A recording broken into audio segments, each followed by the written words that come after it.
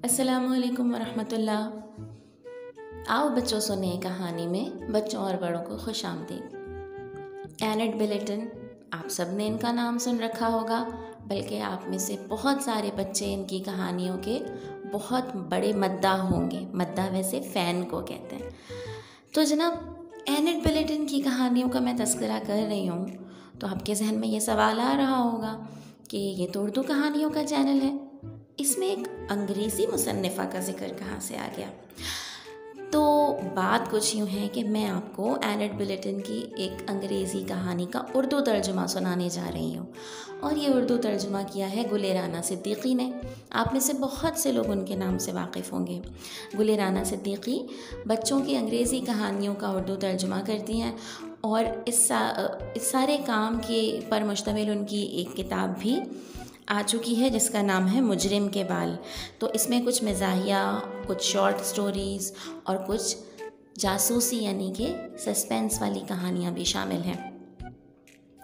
अच्छा, जब मैं गुले राना सिद्दीकी की किताब से आप लोगों के लिए कहानी का इंतखाब करने बैठी तो मुझे ये ख़्याल आया कि मुझसे एक दो लोगों ने कहा कि वो अपने छोटे बच्चों को इस चैनल से कहानियाँ सुनाना चाहते हैं। तो मैंने सोचा कि क्यों ना आज एक ऐसी कहानी का इंतखाब किया जाए जो छोटे और बड़े सब बच्चों को बहुत अच्छी लगेगी। तो आज की जो हमारी कहानी है उसका नाम है खाकी लिफाफा। हर रोज़ नन्हा टॉम अपनी अम्मी के लिए शॉपिंग करने दूसरे कस्बे जाया करता था। दूसरे कस्बे जाने का रास्ता एक पुल पर से होकर गुजरता था। ये पुल महज एक तख्ता था जो नहर के दो पाटों को मिलाता था। एक मोटा भुतना हर रोज टॉम को उस पुल से गुजरते देखता था। टॉम की सामान से भरी टोकरी देखकर उसके मुंह में पानी आ जाता। वो बहुत छोटा है, मैं उसे डरा धमका कर उसका सामान छीन सकता हूँ। भुतने ने एक दिन फैसला किया। चुनांचे अगली शाम वो पुल पर मौजूद था। शाम बखैर, टॉम ने कुछ खौफजदा होते हुए कहा।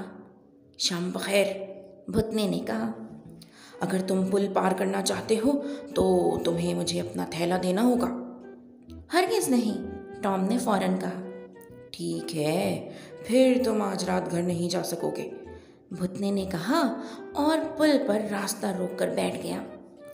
मजबूरन टॉम को अपना थैला भुतने के हवाले करना पड़ा, जिसके अंदर एक किशमिश वाला केक था। मुझे केक पसंद है लेकिन किशमिश नहीं, भुतने ने नाक भौं चढ़ा कर कहा और केक लेकर आगे चल पड़ा। टॉम, जो उसके पीछे चल रहा था, फौरन बोला, मुझे इसमें से किशमिश अलहदा करने दो।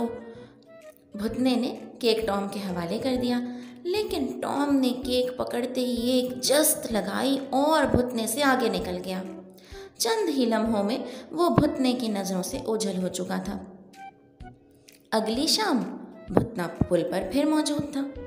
मुझे अपना थैला दो, मैं तुम्हें कल शाम केक लेकर भाग जाने की सख्त सज़ा दूंगा, उसने टॉम को देखते ही धमकाया।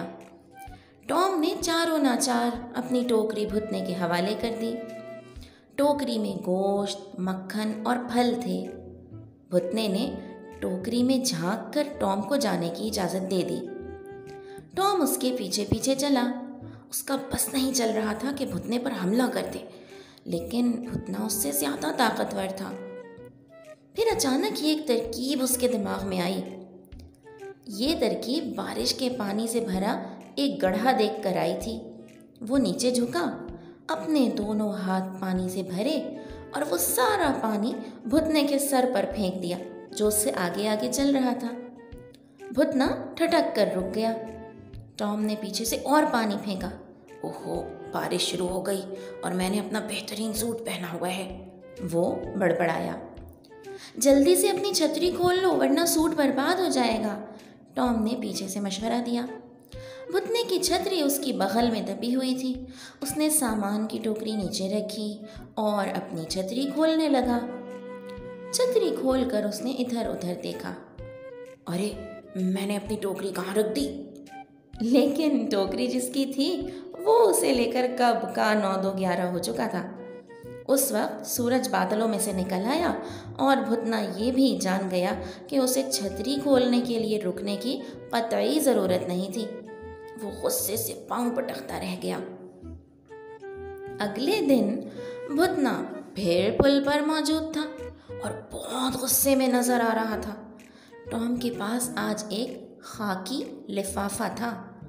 भुतने ने झपट्टा मारकर कागज का वो बड़ा सा लिफाफा छीन।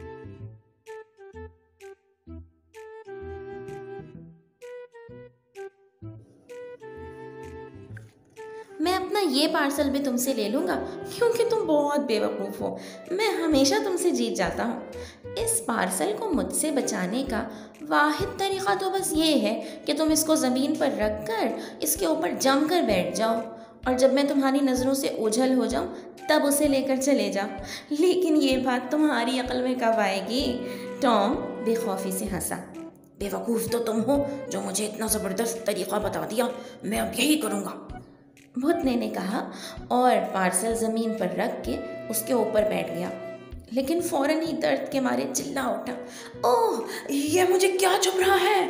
इस पार्सल में क्या है? मेरी पालतू खारपुश्त जो आज तुमसे मेरा बदला लेने आई है। कहो, इस पे बैठने का मज़ा आया? इसके तमाम कांटे थैला फाड़कर बाहर निकल आए हैं और अब तुम इससे पीछा नहीं छुड़ा सकते। टॉम हंसकर बोला, इसे हटाओ, मैं वादा करता हूँ आइंदा तुमको कभी नहीं रोकूंगा, भुतने ने गुस्से में कहा। लिहाजा टॉम ने अपनी पालतू खारपुश्त को खींचा और दोनों घर की तरफ चल पड़े। अब वो कभी मेरा सामान छीनने की कोशिश नहीं करेगा क्योंकि जालिम लोग हमेशा बुज़दिल होते हैं, टॉम ने अपनी खारपुश्त को बताया और ऐसा ही हुआ। तो कैसी लगी आपको ये कहानी? कमेंट्स में ज़रूर बताएं कि ये कहानी कैसी लगी और इसके साथ साथ आप कौन सी कहानियाँ सुनना चाहते हैं। आप अपनी पसंद की कोई कहानी मुझे भेज भी सकते हैं जो आप मुझसे सुनना पसंद करेंगे। चैनल को लाइक भी कीजिएगा। अगर अब तक सब्सक्राइब नहीं किया है तो सब्सक्राइब भी कर लीजिए और अपने दोस्तों से भी शेयर कीजिए। अगली कहानी तक के लिए अल्लाह हाफ़िज़।